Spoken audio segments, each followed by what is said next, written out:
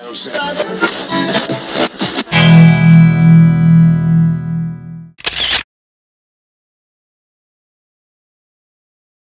vám, že jste přijala pozvání do mého rozhovoru a začal bych první otázkou, která mě poměrně zaujala.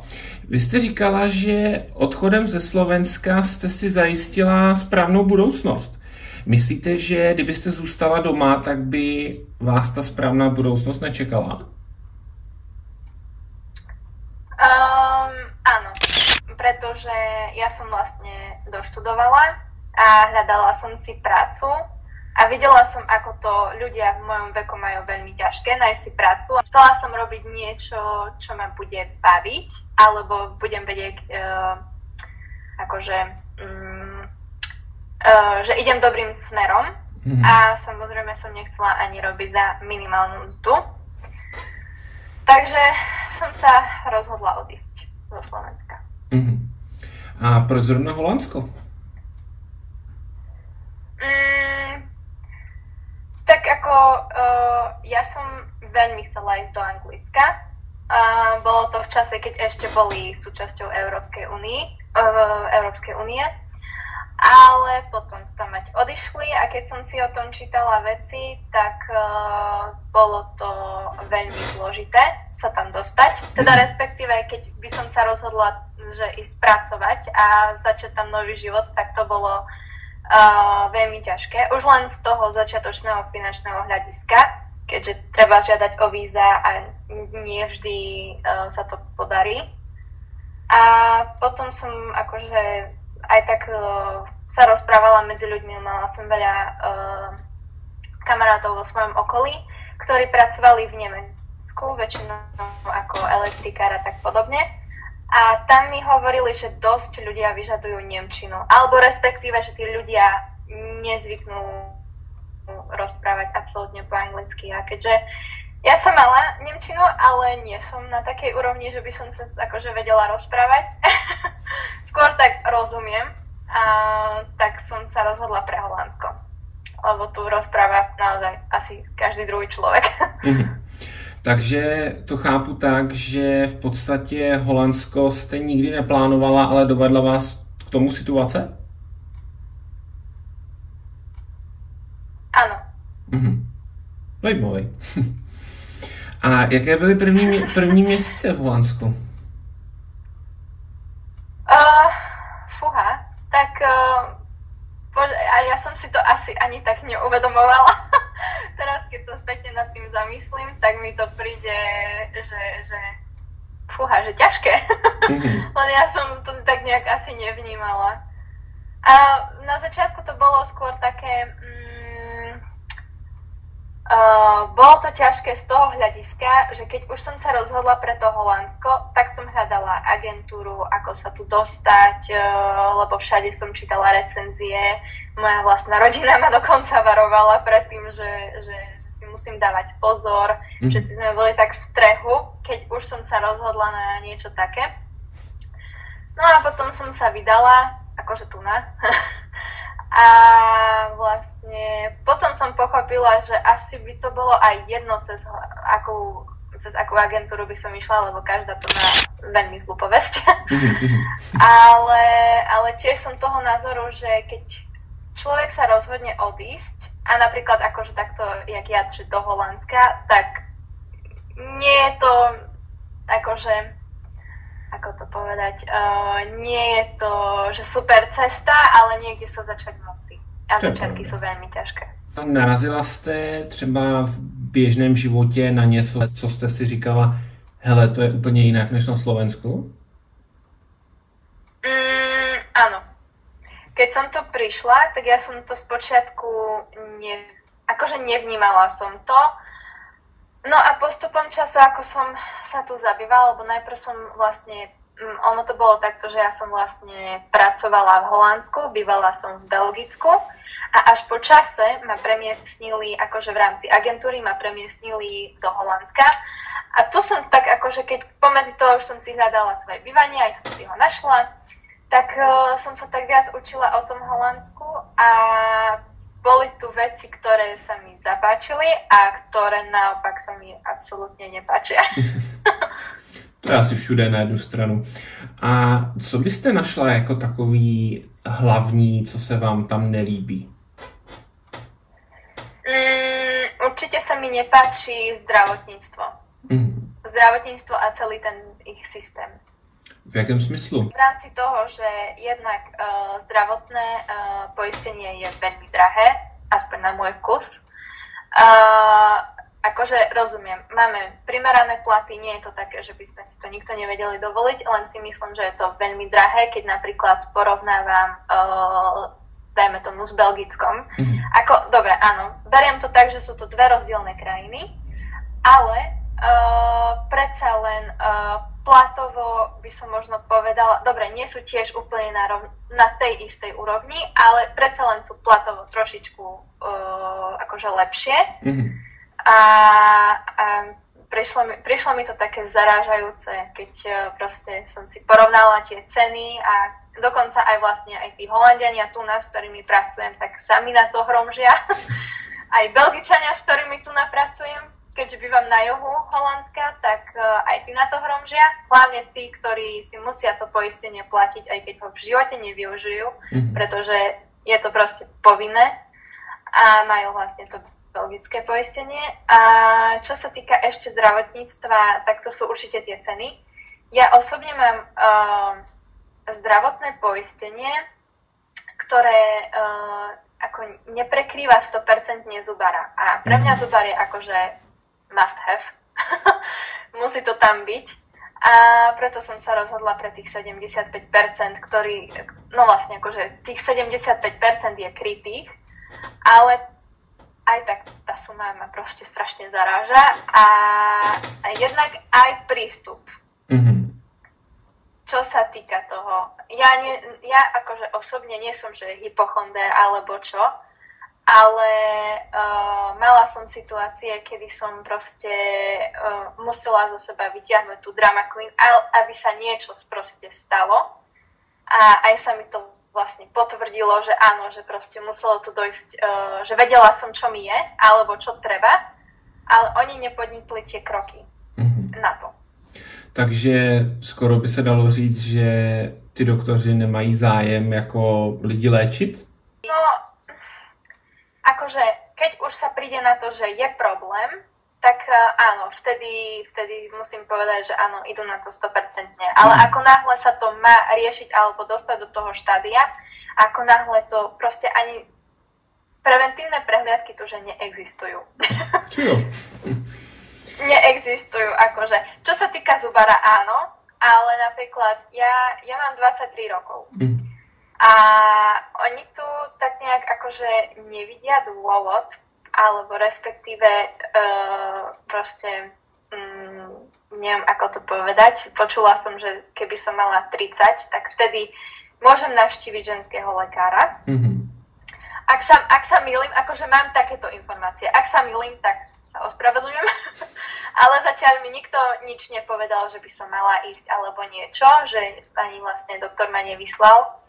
A iba, že keby som mala nějaké ťažkosti. Na jednu stranu samozřejmě v tomhle oboru se nevyznám, ale taky bych to tak bral, že když nepociťujete žádný problémy, tak k tomu doktorovi chodit nemusíte, ne? Áno, to súhlasím, ale napríklad ten gynekolog, ten ženský lekár, tak ono sa odporúča akože určite toto nezanedbať a ísť okolo už, no ako my na Slovensku a hlavne akože, čo sme sa tak rozprávali my ženy, hej, všetky, tak žena by mala ísť ku gynekologovi už ako náhle začne žiť vlastne sexuálny život. A chodiť na preventívne prehliadky a podobne. A tu sa to tak absolútne neberie. Ja napríklad, keď idem k ženskému lekárovi, tak vždy chodím na Slovensko, bohužiaľ. Lebo tu očividne nevidia dôvod, prečo by som k nemu išla. Čo i len na kontrolu. To je takový odstrašující trošku. Je. Jak jste říkala, ty pojištění a ty jeho ceny, tak na jednu stranu Čechovi a Slovákovi to musí připadat drahý asi svým způsobem všude, protože my to tady máme zadarmo, že? Bo jako ne zadarmo, ale víte, jak to myslím. Áno, ale keď už si platíte aj tú sumu, ktorá sa môže zdať aj napríklad pre bežného Slováka alebo Čecha, že drahá, tak tam máte väčšinou krytie. No, teraz viem, že u nás na Slovensku myslím, že aj zrušili krytie u zubara, záleží, že čo. Ale viem, že proste väčšinou pokiaľ nejdete na nejakú štátnu, na súkromnú kliniku alebo niečo, tak neplatíte. Ideální. To je jedna řekněme, z málo věcí, na kterou můžeme být hrdí. No, áno. Aj čo sa týka toho zdravotníctva. A dajme tomu, že ja neviem, bolelo by ma brucho a nejaké symptómy by som mala, tak viem, že na Slovensku už by sa to začalo riešiť. Asi dostala by som veľa výmenných listočkov, aby sa to prešetrilo. Zatiaľ, čo tu nám by ma asi poslali s paracetamolom. Jo. Radši změníme téma. Když jsme mluvili hodně o té práci, čím se tam vlastně živíte? Ja pracujem v sklade ako kontrolor inventúry. Tak to je asi poměrně fyzicky náročný, ne? Ani nie, fyzicky nie. Fyzicky to nie je náročné. Je to taká, by som povedala, pohodová a zároveň rozmanitá práca. Proč ne? A stačí vám pro běžný život angličtina, nebo se musíte učit lokální jazyk?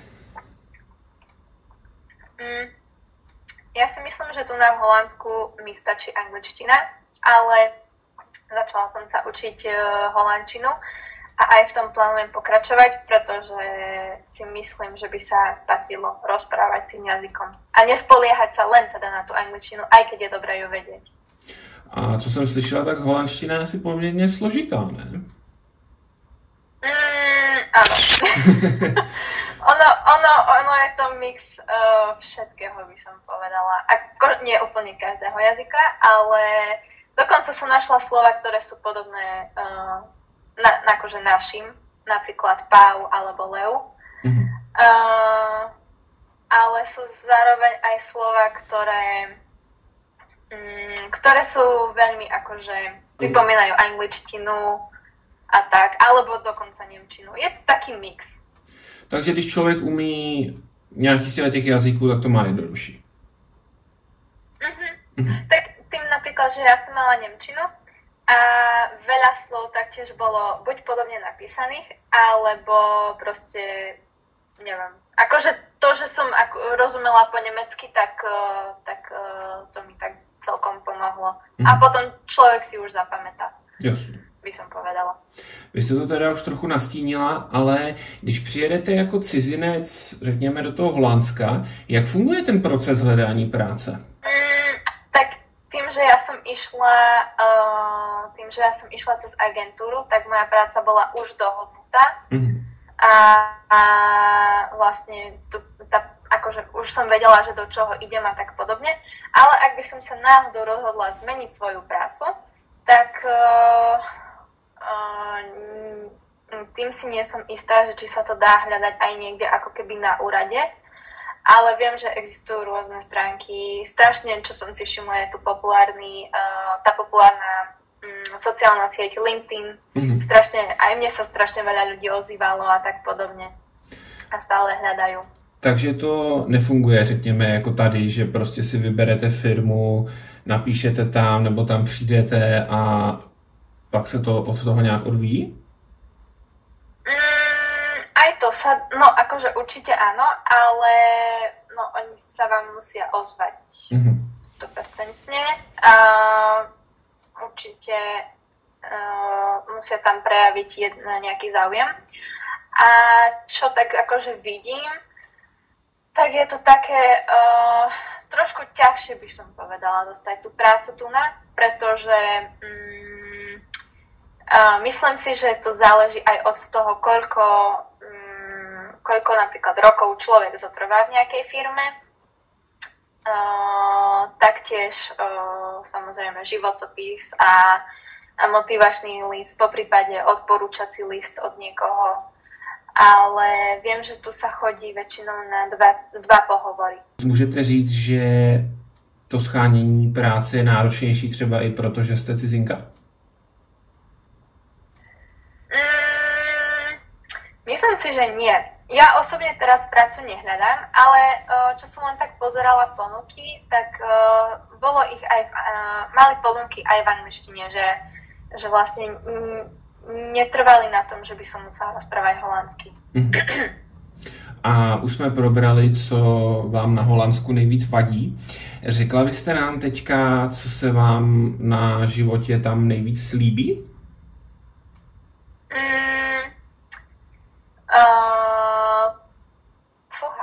Tak určite ľudia, ich mentalita, ich myslenie, to, že taký sympatický. Taký milý, sympatický, áno, určite. A hlavne to, že na vás nepozerajú tak odsudzujúco a hlavne tu že ľudia neriešia. Že aj keby som, dajme tomu, išla holá po ulici, tak nikto mi nič za to nepovie. Já přesně tohleto, co jste řekla, tak přesně tenhle ten pocit jsem měl ze Španělu. Že kdyby fakt člověk šel nahej po ulici, tak jim to je úplně jedno. Áno, môže byť, lebo pracovala som aj so Španielmi a mi prídu taký optimistický voči životu a majú tak všetko na gombičke, jak sa vraví. To je pro všechny části života asi lepší, ne? Když jste v kontaktu s pozitivníma lidma. Přirozeně pozitivníma. Áno. A musím povedať, že na mňa to akože ja to tak dosť vnímam. Teraz napríklad som bola v decembri na Slovensku a ja som akože typ človeka, ktorý sa už vôbec nechcem vrátiť na Slovensko. Už som tak nad tým rozmýšľala, hlavne kvôli tej situácii, ktorá sa deje momentálne. Ale bola som tam cez Vianoce a zároveň som sa tešila. A zároveň taká, nie že depresia na mňa doľahla, ale tak to na mňa všetko pôsobilo tak, že keď som videla, ako ľudia sa medzi sebou rozprávajú, akí chodia zamračení, unavení a proste toto. A nehovorím, že tu ľudia takí nie sú, určite sú a ja som taká, ale predsa len to človek viac cíti, keď je tam. A když říkáte, že byste se domů nevrátila, hlavně kvůli té současné situaci, tak myslíte, že kdyby se ta situace změnila, což je v současné chvíli nepravděpodobný, tak by vás to přimělo se tam vrátit?